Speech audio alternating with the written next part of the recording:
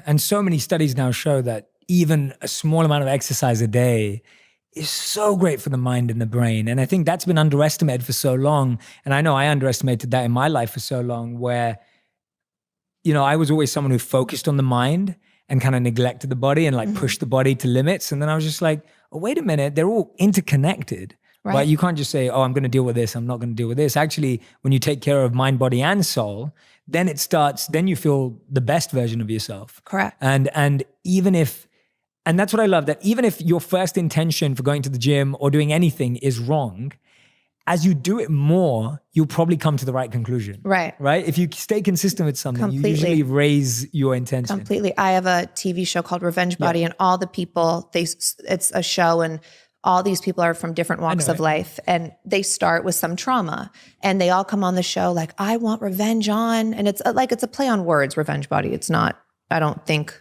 the best revenge is a good body. Yeah. It's just a play on words, but they come on the show, like, I want revenge on my ex-boyfriend or on my dad or whoever. And I'm always like, okay. And like the first interview, and then towards the show, they're feeling so, because they think this good body is going to want, this person's going to treat them good. It's like, how superficial and narcissistic are we? But we are. That's the world we live in.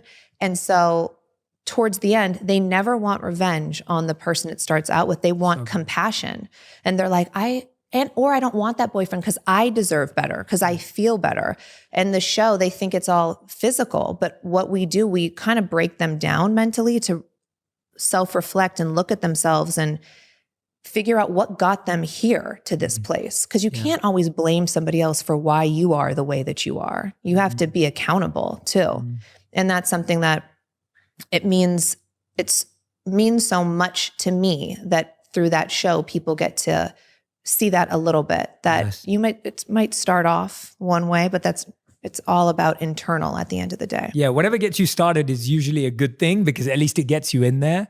But what I love about what you've just said is that it's just anything that gets us started is a good place to start. But when you're giving someone the power to make you feel beautiful, you've also just given them the power to make you feel ugly, right? And so completely, you're just always giving away your power if you don't upgrade that intention. And I think we see that in every part, whether it's our body, our mind, our intellect, our academics, whatever, all these expectations of others, the more we're looking for someone to say, yes, you're amazing now. Yeah. It's like you waiting for that statement. You could wait your whole life for it and it could never come. Right. And it also almost could become an addiction. Like people, it might not be good enough from one person. They need it from thousands in this or whatever, but it's not that. It's because they need to hear it from within. You need to tell yourself, you're beautiful, you're dope, you're so smart, whatever it is.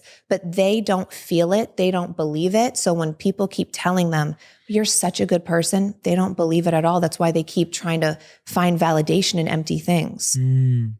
I love that. That's amazing.